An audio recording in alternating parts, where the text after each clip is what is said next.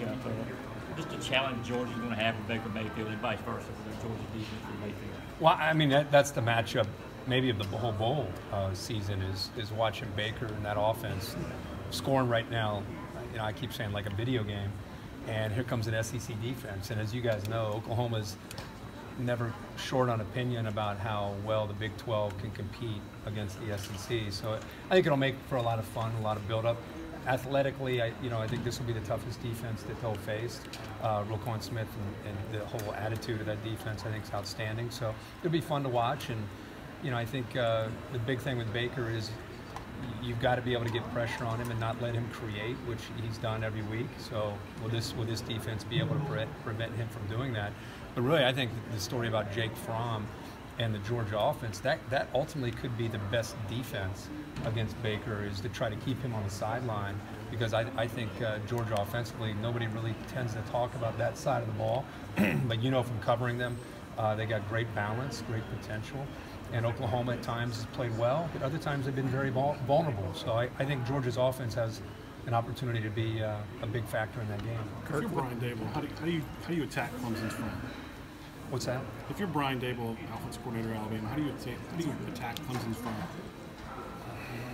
I think tempo, will be a big part of it. I think one of the things in college football, you can go tempo. It tends to try to wear down the defensive front. Those guys, a lot of them are 290 pounds, 300 pounds. And so, a lot of times you'll see that kind of approach. I think Jalen Hurts is going to have to be involved in not just running the football. I think he's going to have to make some big plays throwing. Clemson sometimes, and I've been around their team a lot, people talk about their defensive line as if, their secondary and their linebackers are really good too. So I think it's an overall defense that's very challenging. And the cool thing is Hurts has experience in playing against them, although it's a new scheme. But, I think a receiver besides Calvin Ridley is going to have to step up, because, if you know Brent Venables at all, he's going to come up with a plan to try to take away Ridley. And I want to see who that other guy can be for Alabama.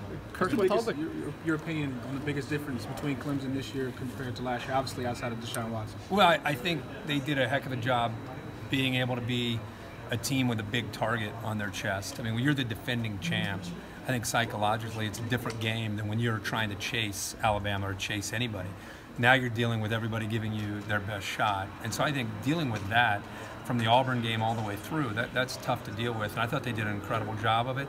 Their offense has changed, not just because of Deshaun, but because of the skill set and the strengths of Kelly Bryant. I mean, they become a team that now can run the ball with the quarterback, where it's not just part of the offense, it's a big part of it. And I think if they're going to be able to continue to win these next two, I think Kelly Bryant's being able to throw the ball downfield to Deion Kane and some of those other receivers, that's going to be a big ingredient, because if I'm Nick Saban, I am putting guys at the line of scrimmage. I'm determined to stop that running game, and I'm willing to take my chances against Kelly Bryant throwing the ball.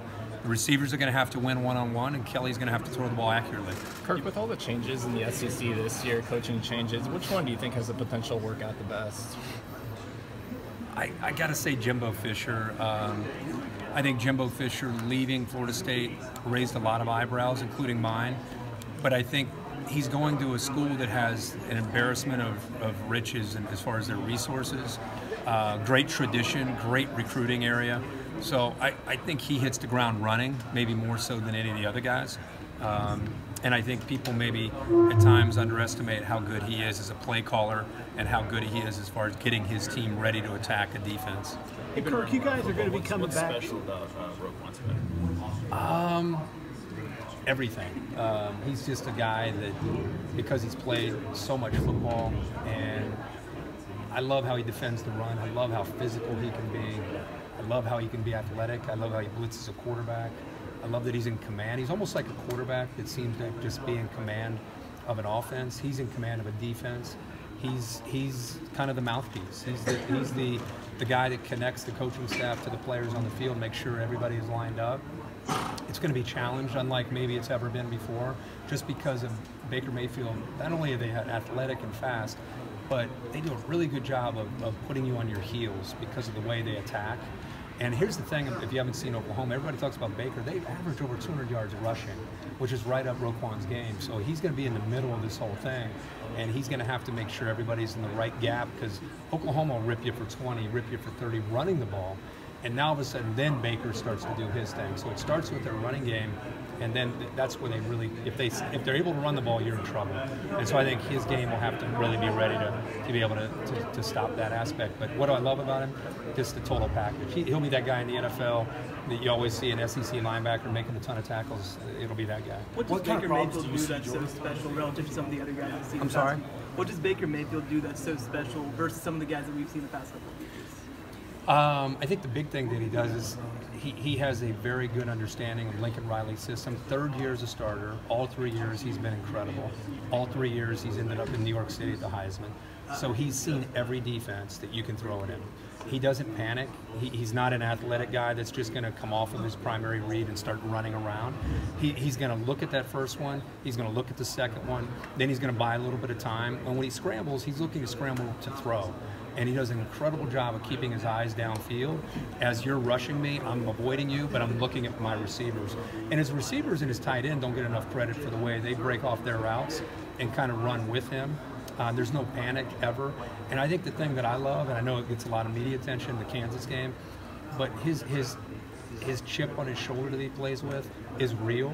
And he'll have a big chip with Georgia just because the whole Big 12 SEC, and already Georgia fans are reaching out to him. I mean, he's going to have to do a good job of controlling his emotions, but I personally love how he plays with a little bit of that attitude. Do you think that's translatable to the NFL? Oh yeah, I think he'll be depending, he's got to go into a system that fits his skill set. But yeah, I think if you look at the NFL and how it's trending, it's no longer Peyton Manning. You know, it's no longer 6'5", 235 pounds, throwing the ball from the pocket. That's still there. But there are more and more examples of guys who are athletic, more and more examples of guys that can buy time. He's not just a wild card. You know, he's not just a guy that's an athletic kid running around like a crazy man. If you haven't seen, or you probably have, but if people have not seen him play, be very impressed with how disciplined he is from the pocket. And he only goes when he has to. He's not just running around. So the only thing about him is his height. But look in the NFL at some of the guys that are playing now. Case Keenum is playing, Russell Wilson, Drew Brees. I mean, there are a ton of guys that are about his height. What kind of problems do Georgia's backs? What kind of problems does Georgia's backs? Well, I think it's the Georgia offensive mindset. They are going to impose their will on you, and I don't know in the Big 12 if they've seen that kind of offense. So I think it's the offensive approach and the offensive lineman coming off the ball, looking to blow you off the ball, and then like I said earlier, the way they can throw play action. It was so exciting to watch Fromm throw play action on 1st and 10, because now I'm a linebacker and I'm so geared up to stop the run, and all of a sudden he pulls it out, and now I'm out of position, and now you're hitting the tight end and receiver behind me. So I think it's a little bit of a jigsaw puzzle, and I think Fromm plays a big part in how much success they have as a running back. Kirk, I know you can get healthy over the course of a month, but these teams aren't going to play for a month. I know a couple of the coaches have been through it. Can you try to explain what it's like to get a month off this time of the year? It's really hard. I mean, we see it every year with college football with that long layoff. You lose a little bit of your rhythm. You lose the continuity that's been established. And it's the coaches that probably have the most experience with it that tend to seem to know how to, because you want to work hard in December, and then you need to know when to pull back, and you want to try to peak just the right time.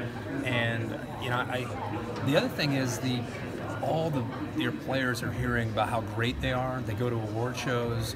They hear that they're going to kill whoever they're playing. Or on the other side, they're hearing about how they don't have a chance to be able to win. And how many times have we seen bowl games where teams go in as big underdogs and they pull off upsets? So I think it's as much about the psyche as it is about the physical wear and tear on your team. How much do you think the Greg Schiano situation at Tennessee will maybe change the approach athletic directors have in the future, if at all? Well, I mean, I think athletic directors, it's a new game. You know, with what happened at Tennessee, I think it's a new game. With you have to be very strong-willed, and you have to trust the people that are in your administration and the boosters and the people that are helping you make decisions. I mean, for fans to ultimately make a decision when you vetted every aspect of it and feel good about it, or you wouldn't have made the hire in the first place. I think future ADs have got to be able to kind of withstand that. And I would have had, you know, a guy like Peyton Manning or Philip Fulmer or somebody go out and say, hey guys, no, listen, you guys, we've talked with everybody. We're good here. We've talked with everybody that's ever been involved in it, and we're endorsing this hire. This is a great hire. I would have done something to try to get one of our own out in front, and they decided not to do that, and then it became a kind of a thing that was too strong and too powerful. So if I were an AD, you have to trust what you think is right, and you would not have made a hire if you collectively did not think it was the right thing to do. So I think you just got to be strong-willed and believe in your convictions of what you're doing. Kirk, you started the season down here with covering a game. You're finishing the season in Atlanta. Why don't you just describe what this city's like? A lot of people down here call it the college football capital. I think it is. I love to talk to the local talk show guys, radio show guys, and ask them, you know, you got the Braves and the Falcons and the Hawks and Georgia football and Georgia Tech, and what's your biggest thing that you guys talk about? They say SEC football. And I think that's really cool just to see.